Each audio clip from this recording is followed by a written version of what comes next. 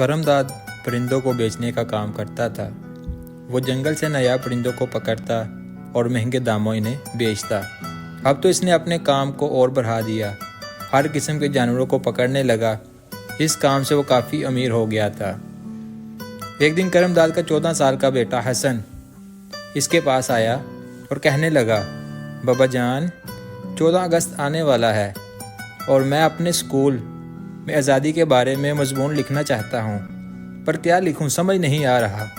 اس میں کیا بات ہے، میں لکھتا ہوں۔ کرم داد نے کچھ یوں لکھا، آزادی کا مطلب ہے کہ اپنی مرضی سے اپنی زندگی گزاریں، جہاں بھی جانا ہو آزاد پرندے کی طرح اڑ کر چلے جائیں۔ ہر کسی کو آزادی سے جینے کا پورا حق ہے۔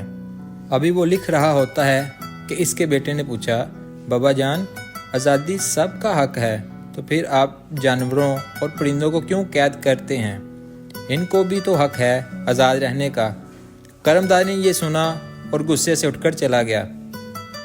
اگلے دن اس کو خبر ملی کہ چند اغوا کاروں نے اس کے بیٹے کو اٹھا لیا ہے اور رہا کرنے کے 20 لاکھ روپے طلب کیے ہیں۔ اتنی جلدی اتنی بڑی رقم کا انتظام مشکل تھا۔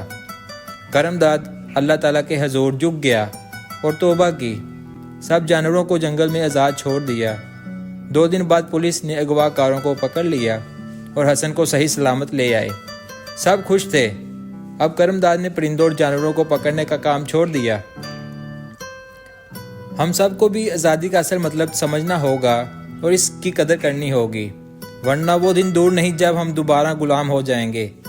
اب وہ عظیم شخصیات بھی نہ رہیں، وہ جذبہ بھی اب نہیں رہا کہ دوبارہ آزادی حاصل کر پائیں۔